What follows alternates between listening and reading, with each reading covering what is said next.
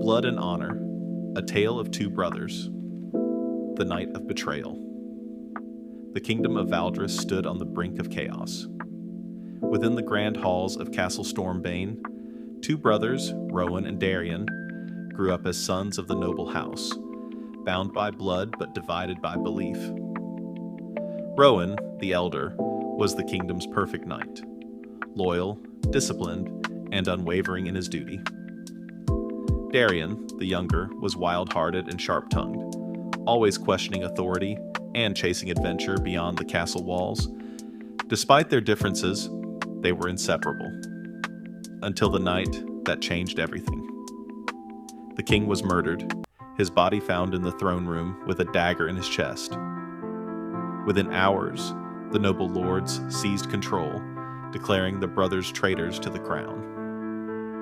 Rowan, desperate to prove their innocence, pledged loyalty to the new rulers. He believed justice would clear their names. Darian, however, saw the truth. They had been framed. The power-hungry lords had orchestrated everything, and Rowan was blind to it. "Come with me," Darian pleaded as the castle guards closed in. "We have to fight back." Rowan's grip tightened on his sword. "I swore an oath to protect this kingdom. I won't break it." "Then you're fighting for the wrong side." Darian vanished into exile, while Rowan rose in rank, serving the very men who had betrayed them. Brothers at war years passed. Darian became a phantom in the shadows, leading a rebellion against the corrupt rulers of Valdris. Stories spread of the outlaw prince who fought for the people, striking fear into the nobles who had stolen the throne. Rowan, now a general of the king's army, was given a single command: crush the rebellion. He never expected to stand on the battlefield and see his brother staring back at him, sword in hand.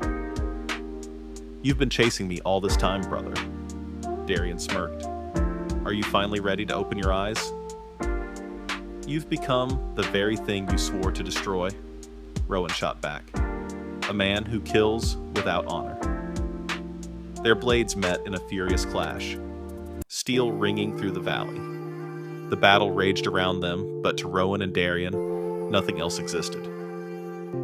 Neither could land the killing blow, until a black arrow whistled through the air. It struck Rowan's chest, but it wasn't fired by Darian. It came from his own men.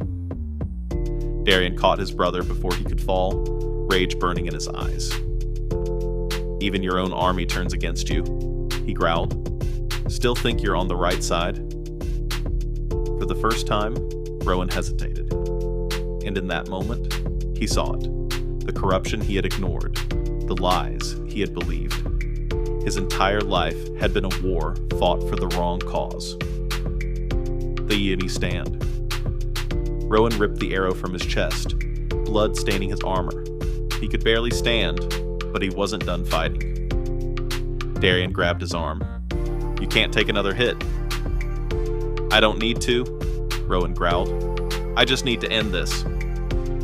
With a final war cry, the brothers charged side by side, tearing through the castle gates. The corrupt nobles had summoned their last line of defense, elite warriors clad in obsidian armor. The throne room became a storm of steel and fury. Rowan, despite his wounds, fought like a man possessed. Darian was a shadow in the chaos, striking and vanishing like a ghost. Then, at the heart of it all, stood the false king. The brothers faced him together. Rowan lunged first, blade clashing against the tyrant's massive broadsword. Darian followed, using speed where Rowan used strength. Their attacks became one, a perfect dance of vengeance and justice. The false king was skilled, but he was alone. And the brothers, they had always been stronger together. With a final strike, Rowan drove his blade through the tyrant's heart, pinning him to the throne he had stolen. The man gasped, eyes wide with disbelief, before the life drained from him. Silence filled the room. Then, the sound of cheers. The people, the soldiers, even those who had once been enemies, all roared in victory. The war was over. As dawn broke, Rowan stood at the castle balcony, looking over the kingdom he had once fought against. Darian leaned beside him, a grin on his face. "So?" Darian smirked. "I was right?" Rowan exhaled, glancing at the battlefield below. For once, they laughed. Real, unburdened laughter. Then, Darian turned serious. "This kingdom isn't fixed just because we won."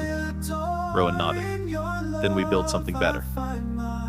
No more kings, no more blind loyalty. Only a kingdom ruled by its people, protected by two brothers who had once been enemies." The legend of Rowan and Darian Stormbane would live forever, not as traitors, not as soldiers, but as the warriors who changed the fate of Valdres. And for the first time, in a long, long time, the kingdom knew peace